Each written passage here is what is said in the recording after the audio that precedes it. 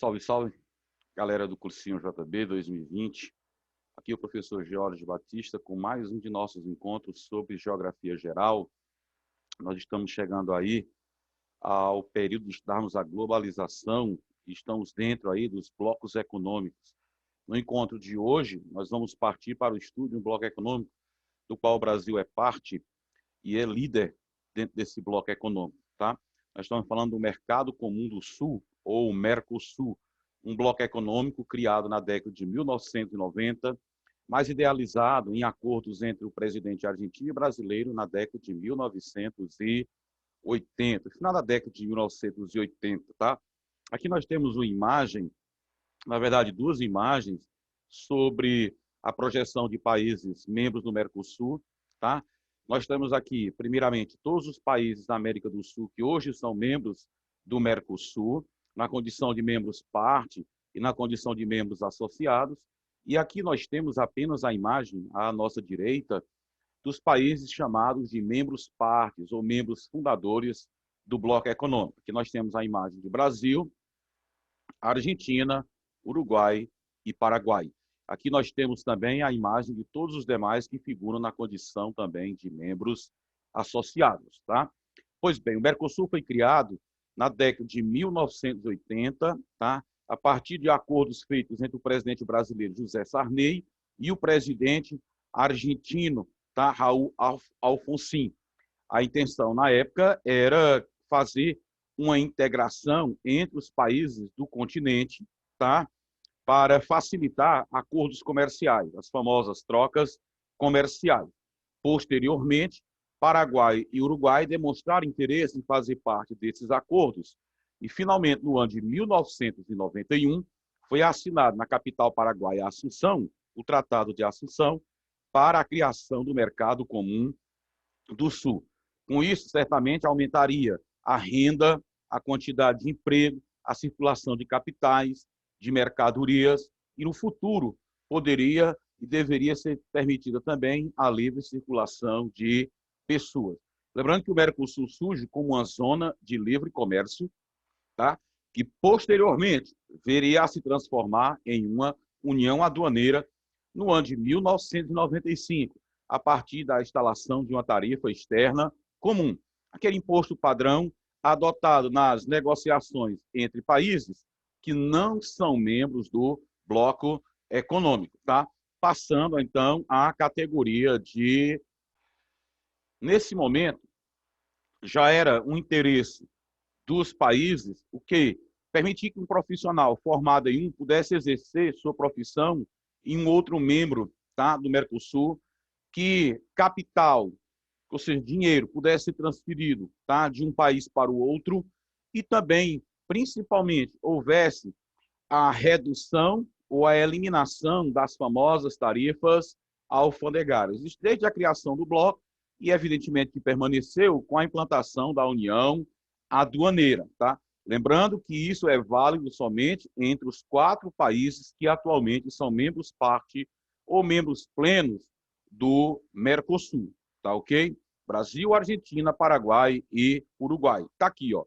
Em 2012, a Venezuela foi oficializada como um membro pleno, um estado parte do Mercosul. Nesse caso, aumentando para 5 a quantidade de países nessa condição. Enquanto isso, nós temos aqui um mapa que mostra bem, ó, quem é estado membro e quem é estado parte dentro do Mercosul, tá? Olha só. Brasil, Venezuela, Paraguai, Argentina e Uruguai na condição de membros plenos. O que é um membro pleno? Um membro parte, estado parte? É aquele que tem direito a voto e veto, tá? Dentro do bloco. É aquele que adota, por exemplo, todas as disposições do Tratado de Assunção, tá? É aquele que adota a TEC, a Tarifa Externa Comum, diferente, por exemplo, dos chamados países associados, que fazem parte apenas da zona de livre comércio, mas lembrando que alguns deles, desses membros associados, estão em processo de adesão para futuramente tornar-se um membro pleno, um estado parte. Por exemplo, Bolívia, tá? É um belo exemplo. Chile também é outro que caminha a passos largos para se tornar um membro, um estado parte, tá? do Mercosul. Aqui nós temos que Bolívia e Chile, em 1996, se tornaram estados associados. Peru, em 2003, Equador e Colômbia, em 2004. Os últimos, Guiana e Suriname, agora em 2013. Já nós temos uma condição curiosa. Há dois países numa condição especial em relação ao Mercosul. São eles México e Nova Zelândia, que estão na condição de país observador, para futuramente, caso desejem, e haja consenso entre os membros do Mercosul, possam também se tornar estados associados ou até mesmo, quem sabe, um país membro futuramente, tá? Bem, dando continuidade aqui, nós temos a classificação dos países justamente nessa área que nós estamos nos referindo, os países membros, ó, Brasil, Argentina, Paraguai, Uruguai, como Estado membro, a Venezuela, que entrou em 2012, está suspensa desde dezembro de 2016, tá legal? E eles têm direito a voto e veto. Já os países associados, nós vimos que fazem parte das LC, da Zona de Livre Comércio, tá ok? Isso quer dizer que uma parte dos produtos negociados terão tarifas reduzidas ou até mesmo eliminadas. Mas as obrigações dentro do bloco por parte desses países é bem mais restrita. E temos as condições dos observadores, tá? Que eles podem acompanhar reuniões, eles podem participar delas, mas não têm poder de voto e nem de veto, tá ok? Não podem opinar nas reuniões dos países membros do Mercosul, tá ok? Bem, aqui alguns dados econômicos e sociais importantes do bloco econômico, tá? Quando analisamos esses dados aqui, podemos perceber o quanto o Mercosul cresceu, tá? Do seu surgimento até o ano agora de 2020. Nós temos aqui, por exemplo, 305 milhões de habitantes, a população, tá, dos países membros do Mercosul, tá? Nós temos a sede dele em Montevidéu, a capital uruguaia, português e espanhol como seus idiomas oficiais, e as moedas dos países que são estados parte. O Guarani no Paraguai, o peso argentino, o peso uruguaio e o real, a nossa moeda. Mais de 84% da população dos países membros do Mercosul moram na zona urbana, tá ok? A maior cidade é São Paulo, que é uma cidade global, tá? População com acesso à água potável chega a 93% e com 80,6% com acesso à rede sanitária. Uma densidade demográfica de 18,2 habitantes por quilômetro quadrado, tá? Pois bem, aqui nós temos uma imagem de um fato que aconteceu no ano de 2012, que marcou muito a história do Mercosul, a suspensão do Paraguai, tá? Pois bem, no ano de 2012, o Paraguai foi suspenso do Mercosul por interesse, tá, de Argentina e Brasil. A Argentina, presidida aí por Cristina Kirchner, e o Brasil por Dilma Rousseff, acabaram por impor suas vontades, tá, ok, dentro do bloco, e conseguiram a suspensão do Paraguai, acusando o Paraguai de, ao realizar o impeachment de seu presidente, na época Fernando Lugo, ter ferido a cláusula democrática, tá, do bloco econômico. Segundo o Brasil e a Argentina, o Paraguai tinha feito o impeachment de seu presidente de uma forma a ferir a democracia. O presidente não tinha tido direito de defesa, tá? Pra você ter ideia, esse processo todo ocorreu dentro de 24 horas, do julgamento até o impeachment do presidente Fernando Lugo. A partir desse momento, o Brasil convence o Uruguai também, há uma pressão muito forte de Argentina e Brasil sobre o Uruguai, para, em conjunto, eles suspenderem o Paraguai. Tá? A partir daí, o Paraguai suspenso, ele perde o direito de voto e de veto. Na verdade, tudo isso era um interesse para que a Venezuela se tornasse membro do bloco.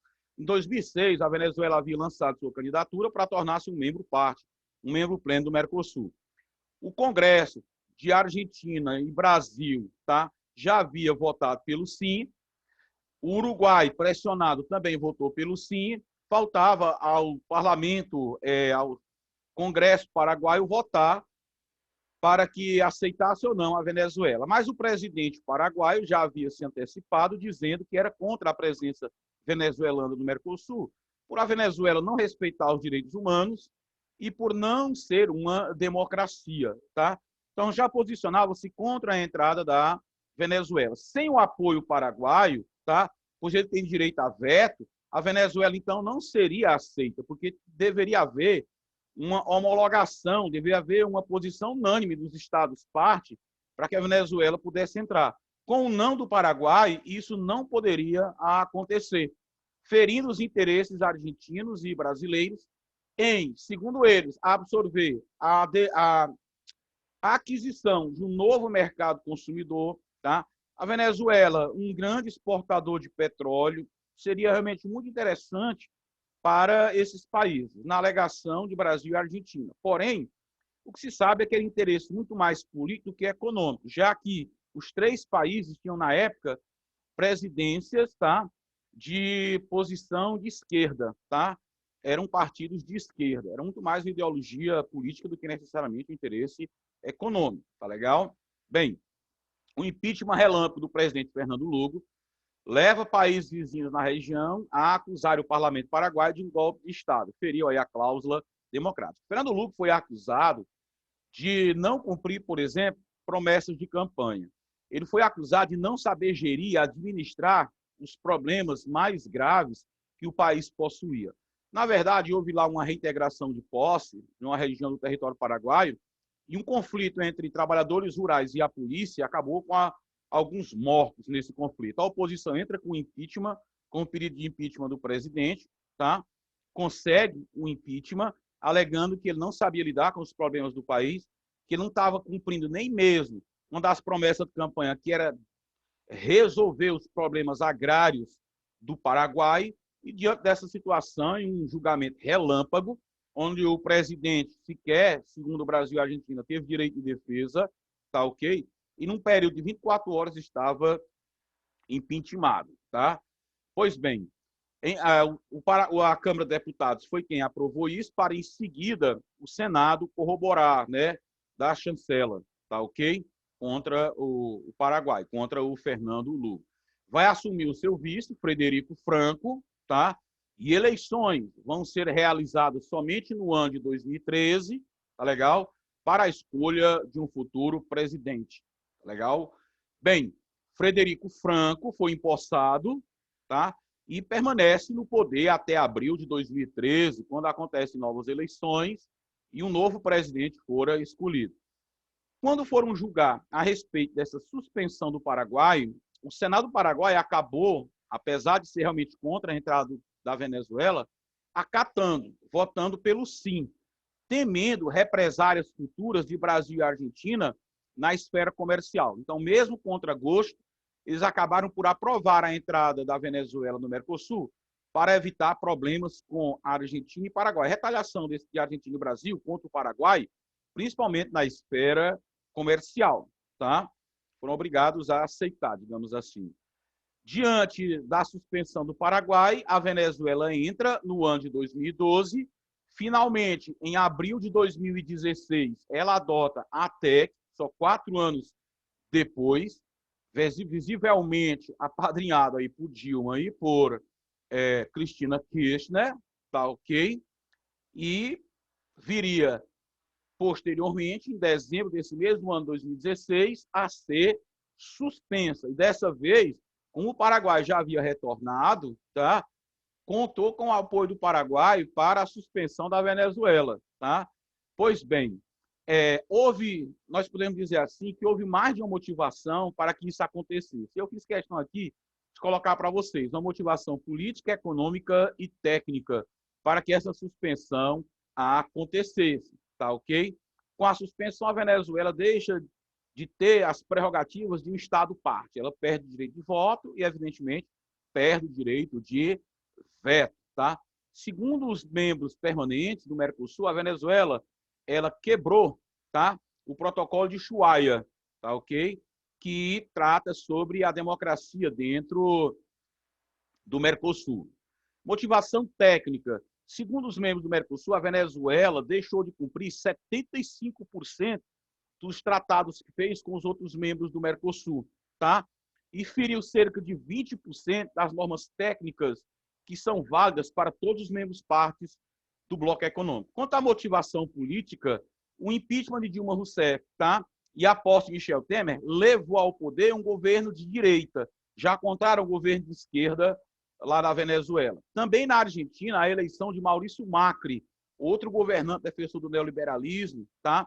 De um partido de direita, já contrário à política da antiga presidente Cristina Kirchner, que era de esquerda. Então, politicamente, a Venezuela também já começa a enfrentar a oposição de natureza política. Tá legal? Vamos lá. Motivação econômica também. A Venezuela tem como maior interesse ser um grande fornecedor de petróleo. Mas com a queda no preço do barril de petróleo de 2014 para cá, percebeu-se então que o que havia de mais atrativo para ter a Venezuela dentro do bloco, a natureza econômica, já não era mais tão atrativa, tá ok? Pois bem, diante desses motivos todos, o interesse em relação à permanência da Venezuela tornou-se algo bastante desprestigiado, tá ok? A tolerância com os desmandes políticos dentro daquele país, com a crise econômica, acabou. E aí criou-se toda a condição para que os interesses contrários ao presidente da Venezuela, interesses aí de governo de direita como Temer e como Maurício Macri, acabasse aflorando. E aí terminamos por ver a Venezuela suspensa, tá? Do Mercosul. A Venezuela se recusa a aceitar a suspensão e diz que continuará membro do Mercosul, tá legal? Então nós temos aqui, ó, principais produtos exportados pelo Brasil para o Mercosul. Os maiores parceiros comerciais dentro do Mercosul são o Brasil e a Argentina, tá legal? Nós exportamos muito geladeiras, tá? Fogões, produtos agrícolas, produtos industrializados. O que o Brasil mais exporta para a Argentina são produtos industrializados. E compramos muito da Argentina o quê? Trigo. O Brasil compra muito automóvel, tá? Da Argentina. Vamos ver aqui, ó. Produtos exportados, veículos de automóveis, tá? Veículos para passageiros, tá? O Brasil exporta muito, tá ok? Segundo lugar, também acessórios de veículos, óleo bruto de petróleo, tá?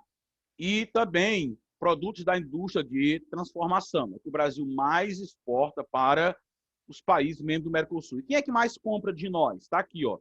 Argentina, Paraguai, Uruguai, os três realmente são grandes parceiros comerciais do Brasil, merece destaque aqui para a Argentina. Perceba que são os membros plenos que mais compram de nós, tá? Os três primeiros são membros Estado parte do Mercosul, tá? Do total de 5,4 bilhões de dólares que o Brasil exportou para o Mercosul de janeiro a junho de 2020, esses três países, tá ok? Foram os principais destinos, tá legal? Principais produtos que nós compramos, tá ok? Dos demais membros do Mercosul. Vamos ver aqui, ó. Continua aí, veículo automotivo em primeiro lugar, tá? Trigo em segundo lugar, principalmente da Argentina, tá ok? Também compramos veículos e automóveis de passageiros. Essas montadoras fabricam um carro em um país, em outro, e acaba sendo essa uma forma de baratear o custo de produção, gerar emprego lá, e os países acabam por comprar uns aos outros, tá? É assim que funciona dentro do bloco. Então, praticamente, o que nós exportamos é boa parte também do que nós importamos, tá? Exceto trigo. O Brasil tem uma baixa produção de trigo por uma questão climática, tá ok? Pois bem, mais uma vez aqui, de quem mais compramos? Argentina, Paraguai e Uruguai. Mais uma vez os Estados partes, mais uma vez a Argentina liderando as trocas comerciais com o Brasil. Ó, 79% do que nós compramos vem da Argentina. Por sua vez, ela compra 68% do que nós exportamos. Tá ok? Pois bem, em 2019, o Mercosul exportou em produtos 14,7 bilhões de dólares, tá ok? Mais uma vez aqui um reforço que a Argentina é o principal mercado que absorve os nossos produtos. E importamos 13 bilhões de dólares dos demais membros do Mercosul. Então, nossa balança comercial dentro do Mercosul foi bem positiva, tá? Já em 2020, de janeiro até agora, junho de 2020, nós já fizemos negociações em torno de 5,4 bilhões de dólares. Um valor aí bem inferior ao que foi negociado o ano passado. É bem verdade que não terminamos o ano, mas a pandemia realmente atingiu em cheio a economia de todos os membros do Mercosul, tá? No mesmo período de 2019, já havia sido negociado 7,6 bilhões. Dá uma queda aí de praticamente de 2,2 bilhões de dólares nas negociações dentro do Mercosul, tá? Uma queda em percentagem de 28,7% nas negociações, tá ok? Pois bem, em 2019, as exportações brasileiras para o bloco representaram 6,54% do total das exportações brasileiras. Se levar em consideração não só o Mercosul, mas o mundo inteiro, o Mercosul absorveu 6,54% das exportações brasileiras, tá? Um tema que nós já abordamos, mas achei importante, tá, revisarmos, foi esse mega acordo comercial que o Mercosul e a União Europeia costuraram por 20 anos, tá? E que agora, em 2019, ele foi oficializado, porém, ainda é necessário que o Parlamento, que o Congresso dos países do Mercosul, tá? E o Parlamento da União Europeia vote pela ratificação desse grande acordo, tá ok? Aqui há uma síntese das características mais importantes desse acordo comercial realizado entre o Mercosul e a União Europeia, tá legal? Nós temos aqui, basicamente, eu devo adiantar que haverão trocas comerciais, tá? Num período de 10 anos, e que essas tarifas alfandegárias vão sendo cada vez mais reduzidas. Em 10 anos, cerca de 92% dos valores em tarifas alfandegárias nas negociações entre a União Europeia e o Bloco Econômico Mercosul seriam reduzidas, 92% no período de 10 anos. E, posteriormente, os 8% ainda restantes também seriam reduzidas drasticamente, tá? Por exemplo, nossos produtos teriam algo em torno de 92% de redução para entrar na União Europeia e o deles cerca de 91% de redução de tarifas alfandegárias para serem comercializados aqui. Basicamente, o que eles mais exportam são o quê? Automóveis, tá? São produtos industrializados, principalmente automóveis e depois medicamentos. Seriam a indústria farmacêutica que passaria a exportar. Esses produtos entrariam aqui com a taxa sem pagar imposto ou imposto bastante reduzido, fazer esses produtos ficarem mais baratos. Por sua vez, nós exportaríamos principalmente produtos agrícolas, produtos industrializados também, mas principalmente produtos agrícolas, o que é uma vantagem, porque a economia do Brasil depende muito do agronegócio, os outros países do Mercosul não é diferente a situação deles, e seria interessante nós termos mais oportunidade, porque a competição no mercado internacional com os países desenvolvidos, até mesmo no setor agrícola, é complicado, porque eles são praticantes de protecionismo. Estados Unidos e União Europeia são dois exemplos de grandes praticantes de protecionismo. Eles colocam um imposto muito alto, uma série de barreiras que dificultam a entrada dos nossos produtos lá, e os produtos agrícolas enfrentam esse mesmo problema, tá? E com a retirada, com esse acordo, a retirada desses protecionismos, dessas barreiras, aumentaria muito, tá? O acesso nosso ao mercado consumidor deles, aumentaria nossas exportações, contribuindo significativamente para a geração de emprego e para o aumento da renda, favorecer o PIB do nosso país. O acordo fechado entre o Mercosul e a União Europeia prevê que as tarifas de exportação entre os dois blocos, tá, cairiam gradualmente. Ele isenta de taxa de importação de produtos, estabelece cotas, tá, para redução de tarifas em casos especiais. O acordo prevê que empresas da União Europeia e também empresas do Mercosul possam participar de processos de licitações. Licitação é uma tomada, é uma concorrência para a tomada de preço. Empresas entram em uma concorrência para oferecer um produto ou um serviço, tá, ao setor público, por exemplo. Aquela que oferecer a prestação de serviço por menor preço, com qualidade, tá, vai ganhar a concorrência. Então, empresas da União Europeia poderão participar de processo de licitação no Brasil e as empresas de países do Mercosul poderão participar desse processo também lá na União Europeia. Pois bem, os blocos também se comprometeriam a implementar um acordo de Paris. Ou seja, o que é isso? A COP21 seria uma política em comum para a questão ambiental, tá?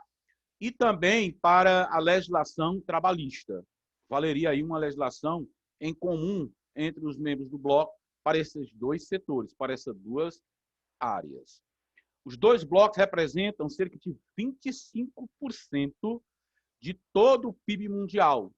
para um mercado aí de 780 milhões de consumidores. Realmente é um mega acordo que favoreceria muito ao Mercosul. Mas alguns países, por exemplo, a França, se mostram contrários à ratificação desse acordo. Também Angela Merkel, a presidente da Alemanha, a presidente alemã, já se mostra também resistente a esse acordo. E ambos alegam questões ambientais. O caso das queimadas no país, o desmatamento da Amazônia, segundo eles, a falta de compromisso do Brasil com a preservação ambiental pode acabar por ferir os interesses europeus diante desse mega acordo comercial. A Áustria também já se mostra contrária a esse acordo. Olha aqui uma síntese do que basicamente o acordo prevê. Ó.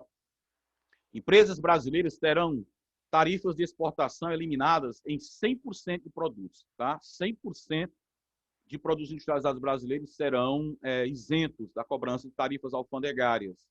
O acordo, por exemplo, prevê a eliminação da cobrança de tarifa para suco de laranja, para café, para soja, produtos primários, commodities, que são pauta muito importante na exportação brasileira.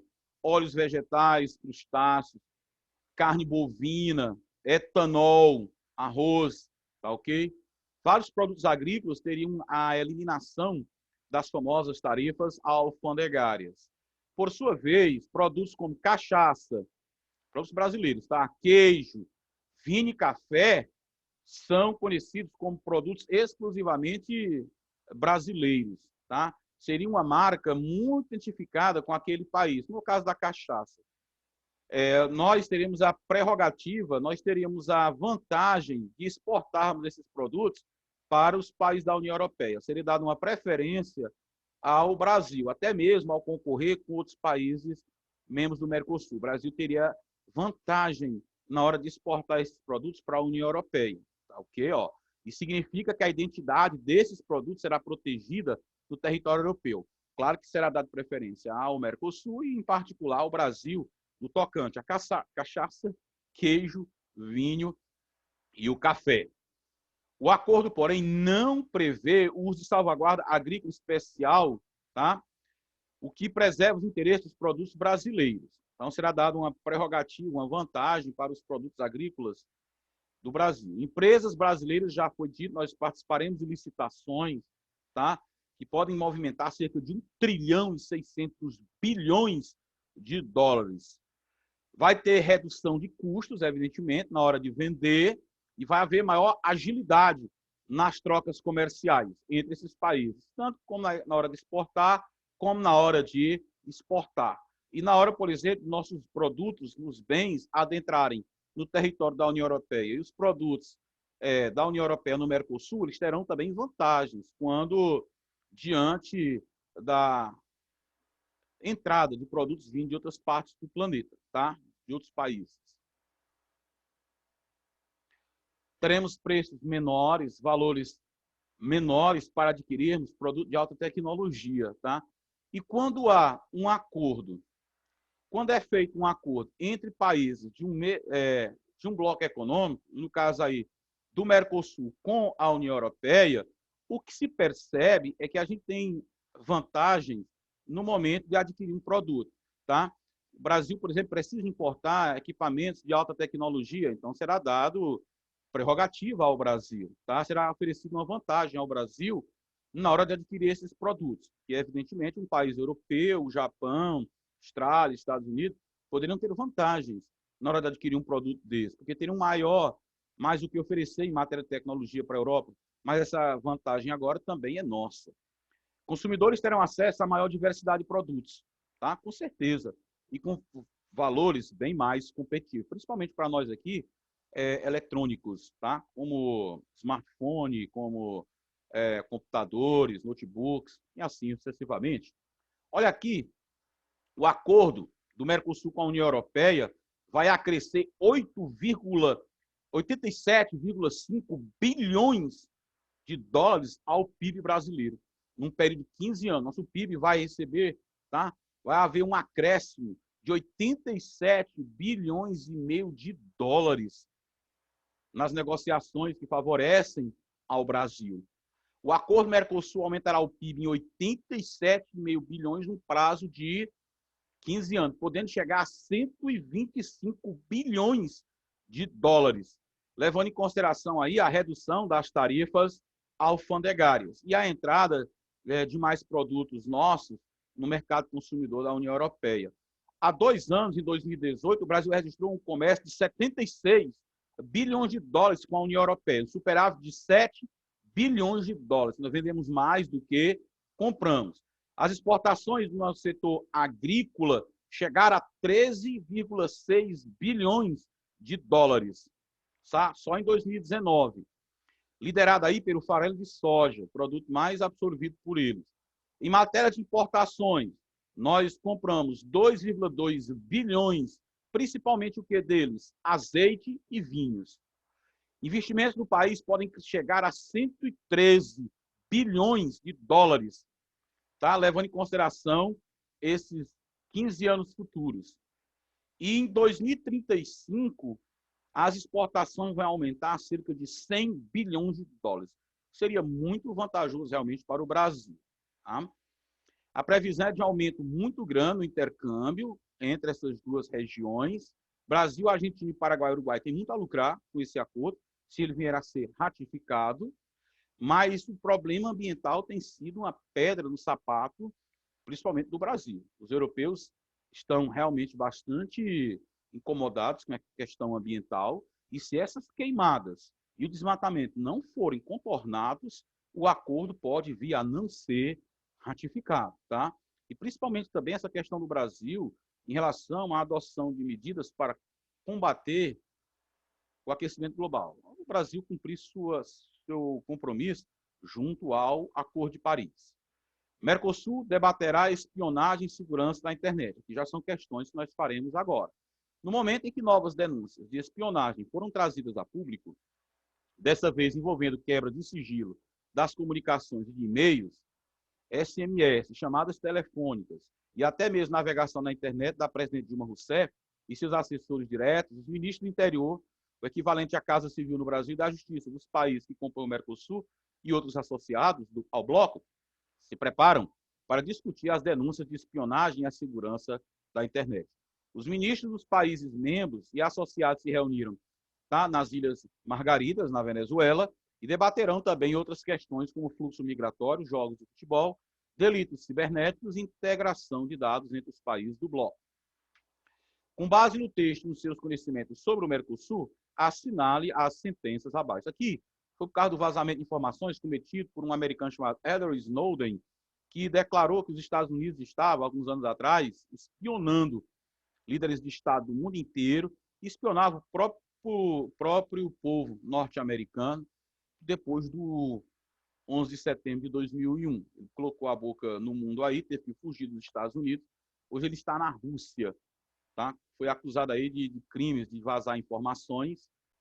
O caso aí foi do Edward Snowden, que vazou informações importantíssimas, tá, do governo norte-americano. Atualmente, o Mercosul é formado por 4 países membros: Argentina, Brasil, Uruguai e Venezuela. Vamos lembrar que essa questão está desatualizada um pouco, mas nós vamos...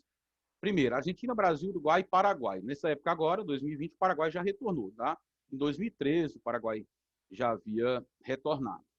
E ele diz, em 2012, a Venezuela, por sua vez, agora é que está suspensa. Em 2012, o Paraguai foi expulso. O Paraguai nunca foi expulso, ele foi suspenso, tá? E devido ao processo de impeachment de Fernando Lula. É certo, foi impeachment de Fernando Lula, mas ele não foi expulso, ele foi suspenso. As reuniões do Mercosul, além de tratarem de questões comerciais, também são voltadas para temas de esfera política, cultural e esportiva, o que demonstra o objetivo de integração entre os países membros. Aí é verdade, com certeza. O item 2 é correto. Atualmente, o bloco se classifica como um mercado comum, depois de ter passado pelos estágios de união aduaneira e de área de livre comércio. Não.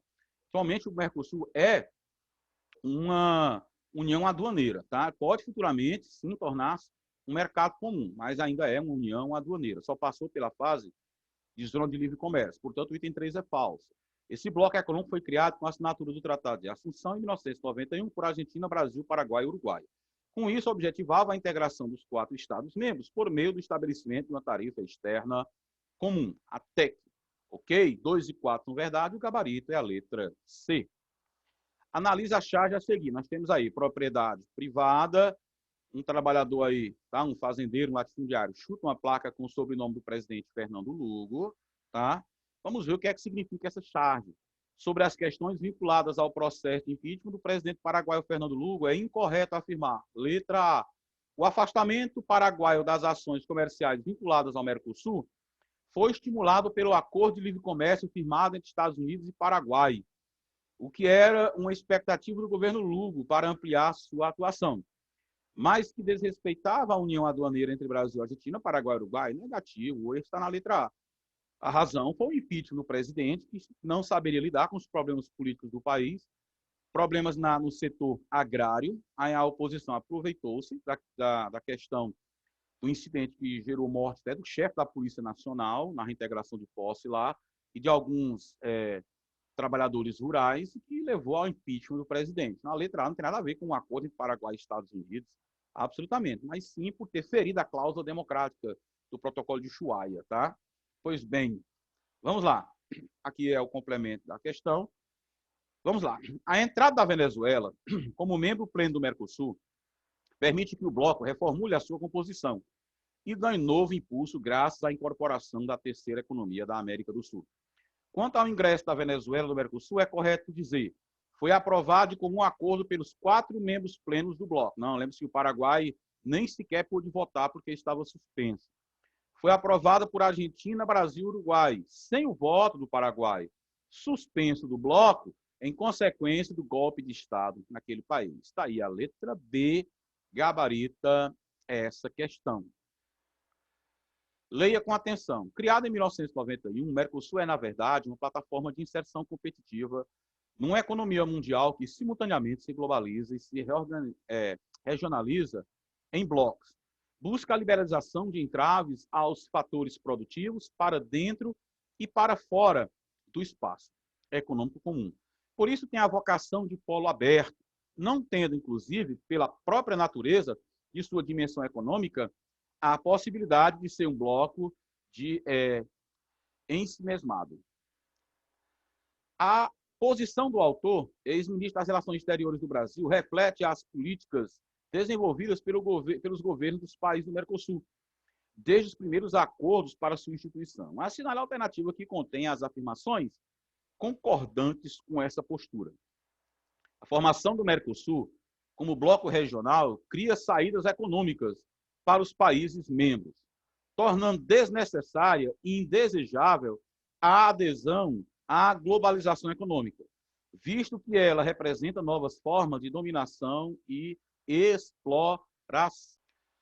Olha, evidentemente que esse primeiro item aqui é falso. Ó. A formação do Mercosul como bloco regional cria saídas econômicas para os países membros, ok?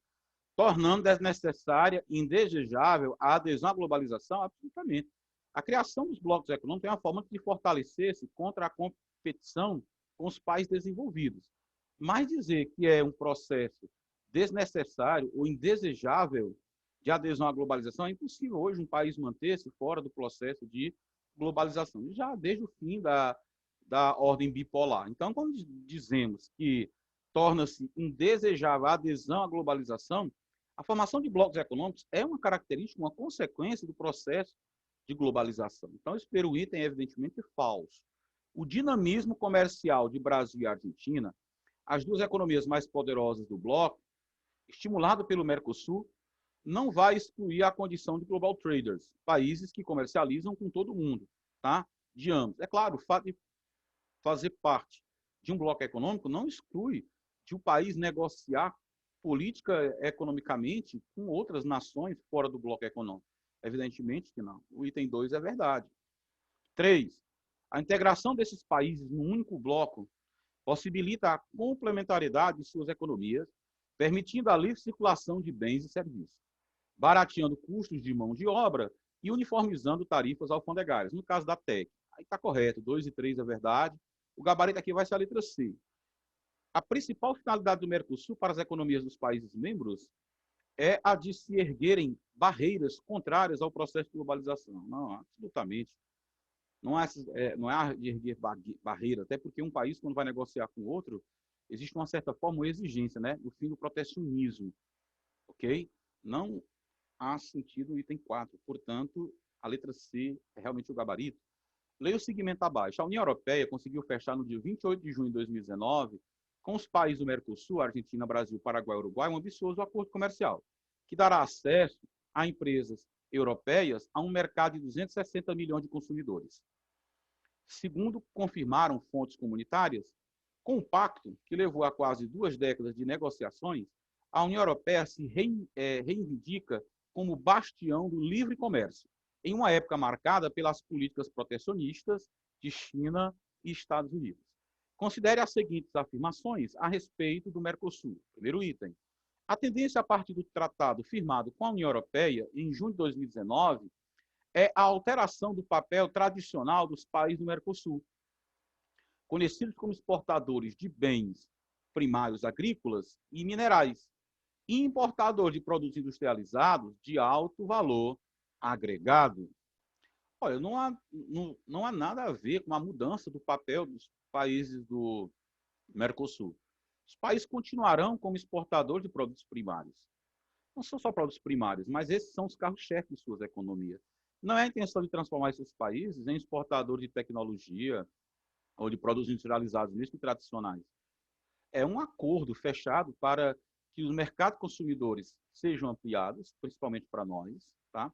E também para os europeus, no caso, os países membros da União Europeia. Mas é uma forma de ter acesso a uma quantidade maior de produtos, produtos de alta qualidade, com um preço menor, a possibilidade de empresas europeias virem para cá, a possibilidade de participar do processo de licitação, que seria muito bom para as empresas nossas, lá dentro do mercado europeu.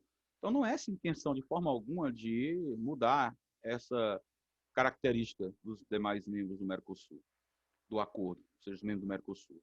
As missões jesuíticas Guarani são um dos eixos da política de patrimonialização supranacional do Mercosul e uma via fundamental para o desenvolvimento econômico e social de área de fronteira, principalmente aí entre Brasil e Argentina, as missões jesuítas.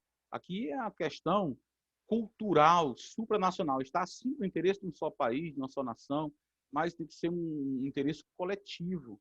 A exploração de áreas que hoje são áreas turísticas, ok? Então, e 2 aqui é verdade. A previsão de harmonia das normas ambientais dos países integrantes do Mercosul implica ordenamento ambiental único.